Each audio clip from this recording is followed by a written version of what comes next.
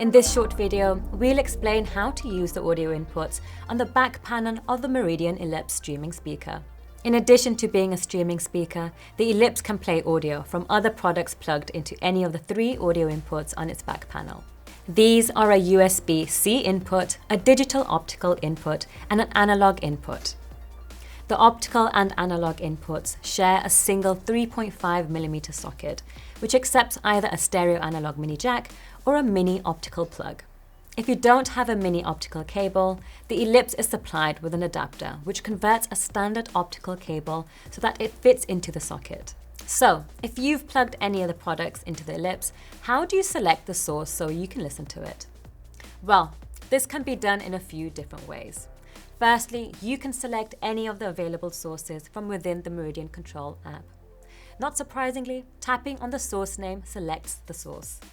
We've created another video which shows you how to get up and running with the Meridian app. Please check that out so you're able to use the app to get the most out of your Ellipse. Secondly, you can step between all 5 sources using single taps on the Meridian logo touch control on top of the Ellipse. If you go past the source you want, keep tapping and you'll go round to it again. A third option is to use a Meridian remote control.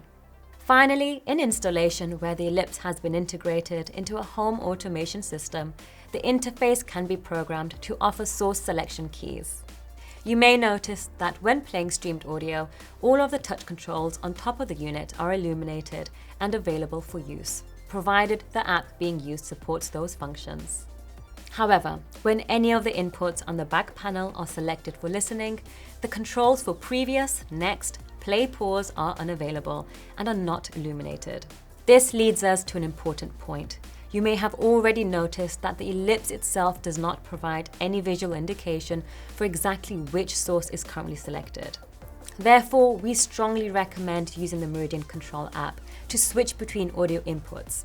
It provides a straightforward method for selecting sources, and more importantly, it shows which input is selected for listening. One final thing. If audio is played from a streaming service while any of the back panel audio inputs are selected, the unit will automatically switch to playing the streamed audio. There's no need to mess around selecting the streaming source, which just makes life that bit easier. We hope you found this explanation useful. Please check out the other videos in this series for more advice on getting the most from your Meridian Ellipse.